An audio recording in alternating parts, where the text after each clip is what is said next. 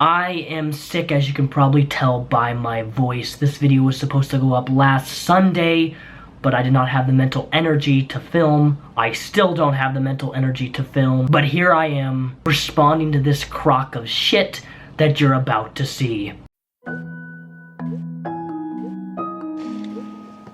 I like emojis a lot. They can express how you're feeling. Here is a suggestion. I think that this generation of kids, specifically kids who are born in 2000 and are born with their fucking smartphones out of their mother's vagina, I sincerely believe that these children, these now teenagers in the year 2016, need to be able to be taught how to express themselves without only using social media as a way to do that. Or using your phone to text somebody. There's nothing wrong with using emoticons or emojis, whatever you want to call them. Use them to your heart's content. But let's be honest, if you have to use an emoticon to express how you really feel, you're probably not somebody who I would ever want to get to really know. Real life social interaction is greatly lacking with kids nowadays. Kids are socially awkward. They don't know how to interact with other people. They don't know how to express themselves, talk their feelings out. Rather, they're so reliant upon social media or fucking Tumblr to rant about how they're fucking feeling. And I'd be a hypocrite if I didn't admit this. However, when I was younger, 14, 15, 16, I did this exact same thing. I was reliant upon social media. If I got rejected by a girl or a girl that I liked, I would tweet about it, much less I'd make vague, stupid, emo Facebook posts about it. Rather than just saying, going up to the person saying, hey, I like you, this is how I feel. We're taught so often just to bundle it all up and express it through social media, when I believe, this is just my opinion, that it can do far more damage to a person than it can with good. I like the little poop one. I'd be like, oh my god, I'm feeling like poop.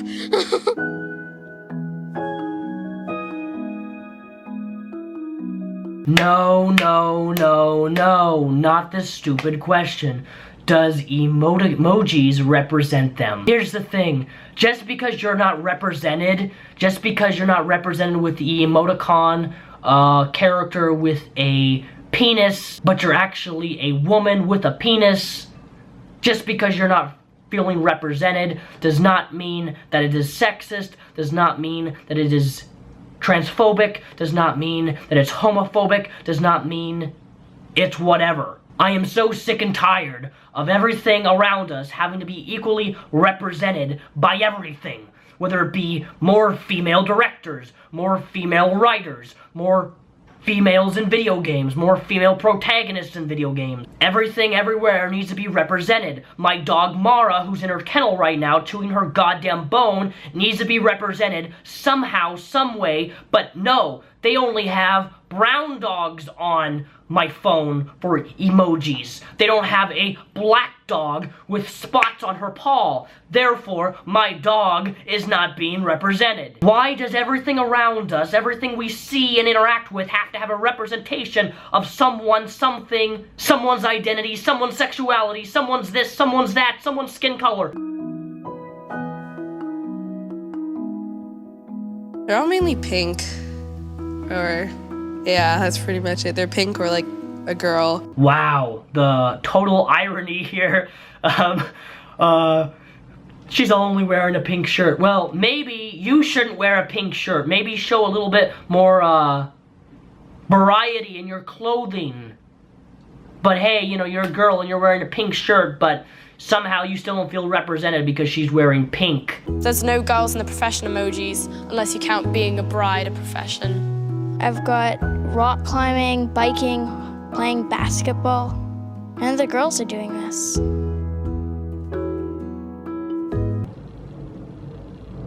Oh, does me staring at the camera like this, does it make you feel sympathy for me? What's the deal in that? Why not girls? Except for the surfer, that one's a girl. Nope, it's just a guy with long hair.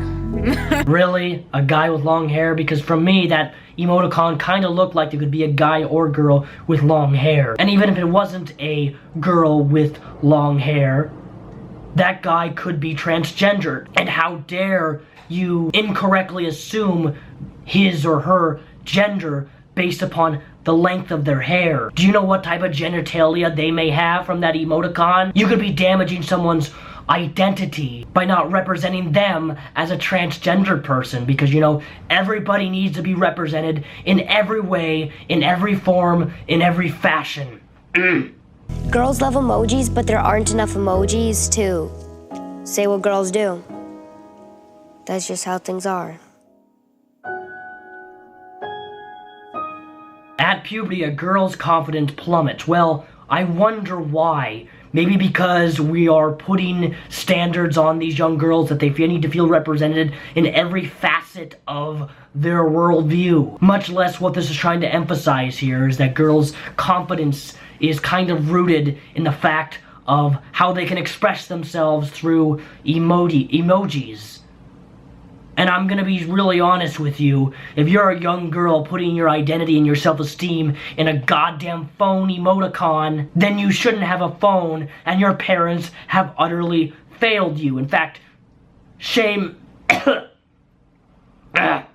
Wow. Shame on your parents. Sorry, my voice is like, it's killing me right now to talk. There's more than just to a girl than this and a haircut. I want every girl to grow up knowing that she's capable of everything. So wait, you're telling me that because emoticons are not equally representing all young girls, that they can't accomplish everything because of the phone emoticons in their goddamn phone? You can't tell, you can't help people and make them feel inspired without being equally represented through phone emoticons? Are you shitting me right now?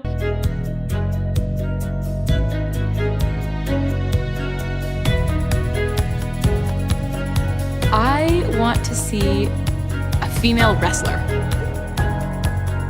I would like a female soccer emoji. I would make girl emojis, girls lifting weights going to the gym, and girls biking, and A girl teaching people how to play drums. There should be a cop that's a girl, and a lawyer that's a girl, and a detective that's a girl, and a super badass girl. If there was a female musician emoji, she would be on stage posing like this because she's in control and she's happy. Since we're telling the camera what we want specifically, I'm gonna give you my list of things that I want to feel represented by. I want an emoticon of a guy sitting down and playing video games. Hands down. I want an emoticon of a guy sitting down and taking a shit. I want an emoticon of a guy with a boner. I want an emoticon of a guy specifically stuffing pizza in his mouth. I want an emoticon of a guy and girl having sex. I want an emoticon of, or emoji. Is it emoticon or emoji? I thought they're the same thing. I want an emoji of me shooting guns. And by all means, isn't the emoticons or emojis you showed in this video, those are already pretty standardized emojis of women riding a bicycle. Like, I've seen those before. They do exist, yet you're acting like they don't. Do you not realize that you can get emoji packs on your goddamn phone that have hundreds and hundreds upon emojis of men and women, black and white, people doing all sorts of different things? And you know, typically I stay away from referencing first world problems, but this is definitely one of those things. I mean, think of all the kids with no heads and with no legs right now in Africa, starving. Wait, that doesn't actually make sense. They can't eat and starve if they don't have a head. Point being, girls in other countries right now, specifically around the world, will do anything just to have a textbook education, and here we are on the West complaining about phone emoticons and on how girls' confidence levels are somehow rooted in goddamn phones. And somehow their confidence is going to boost up because they have an emoticon that makes them feel damn represented. And instead of relying upon emojis for your confidence, I want to recommend a book by Jack Canfield. An Audible book, to be specific. Audible.com is a company hosted by Amazon that hosts over 180,000 audiobooks for your listening entertainment and enjoyment. This book, Maximum Confidence, 10 Steps to Extreme Self-Esteem, is a phenomenal audiobook that you can listen and garner some real self-esteem and some real confidence instead of relying upon your phone or social media to where you can bring in your personal identity or your personal confidence. Don't root it in superficial things like that. You can use my vanity URL linked down below, audible.com/Mr. Repzion for a free 30-day trial.